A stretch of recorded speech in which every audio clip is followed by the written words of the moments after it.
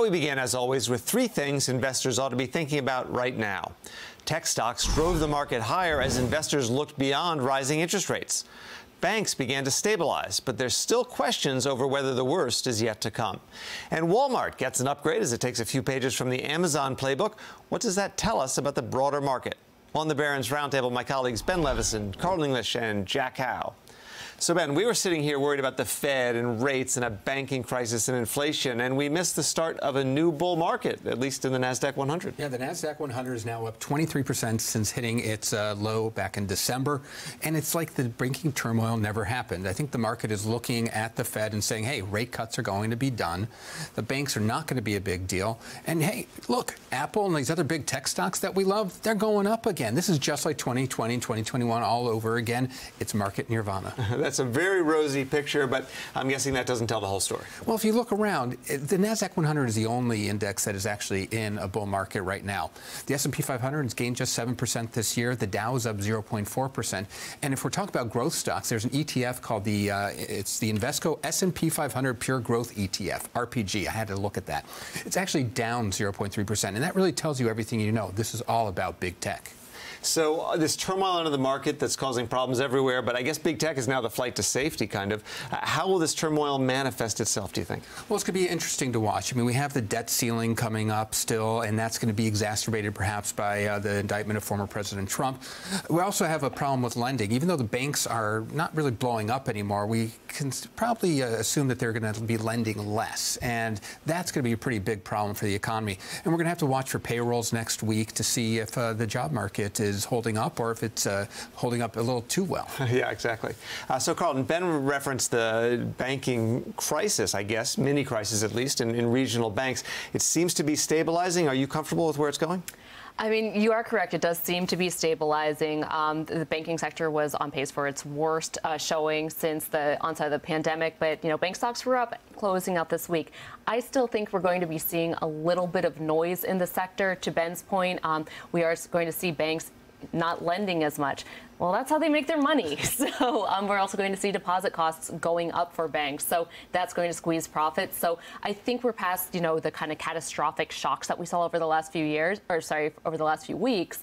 But I do think it's going to be bumpy. I still like the sector, but it is going to be bumpy. And that pullback in lending, I think, hasn't been fully priced into either the Fed's view or market yet. I'm worried about that. But one specific area of lending is interesting. Barron's does a deep dive into commercial property lending by these regional banks. When those leases come up, they may not be worth what they were worth when that loan was made. Exactly, because what do we see? A lot of hybrid working, a lot of office space not being used. Now, this is, again, something to be concerned about. But when you look at the major lenders in the commercial real estate space, they're doing it because they know how to underwrite those loans. They have lower loan-to-value ratios. They're generally better positioned. We're not seeing a lot of delinquency there. Gotcha. All right, quickly, bank earnings coming up. What do you expect? I guess that's the big question, right? Yeah, I mean, this one, it is always going to be about the talk and the forward outlook. What I am really going to be interested in, it's not going to be so much what the big banks say. There's a lot of stability there. We're going to be paying a ton of attention to regionals, which report later in April. Got it. Let's switch to retail. Jack, Walmart has an investor day coming up. That's often positive. They seem to be trying to look at Amazon for some guidance. They're going to do their best Amazon impression. They're going to be talking about high margin advertising businesses and the data businesses and their delivery service and all this. They've been making a lot of investments. What investors really want to know is, can they continue to grow the top line at, let's say, 4%? And can they continue to grow or can they get back to growing operating profit at something north of 4%? And that can decide what happens with the stock. It did get an upgrade this past week from Evercore ISI. They say that the investments Walmart has been making are working. They're returning to growth.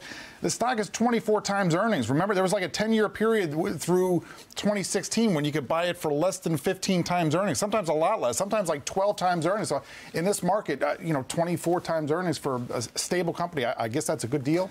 Well, that's the question. You don't seem very excited about that. If that's the best thing out there right now. Here's another upgrade. Philip Morris International, right? They say their pitch is they envision a smoke-free future, which is an impressive feat for a company that sells cigarettes. But they could do it. They bought that Swedish match. They've got the stuff that you tuck in between your cheek and your lip. That stuff used to be called chewing tobacco. They've got that IQOS, which is the you warm it, you don't burn it.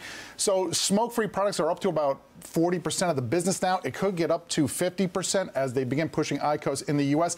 And then once you get there, you split it off. You take the cigarettes and you sell it. Now you got a smoke-free future. The half that you keep is smoke-free. The other stuff you get rid of. So it could happen. That one's about 15 times earnings with a 5% dividend. It got an upgrade from J.P. Morgan this past week. You buying those stocks, or you're just parking your money in bonds? The market is like 18 times earnings, and we're in between crises. We still got a little banking crisis. We're not yet to the debt ceiling crisis. So we got about 3 weeks to, I guess, in between panics. I don't know. It seems expensive. All right, those 5% money markets are looking pretty tempting. Thanks for that.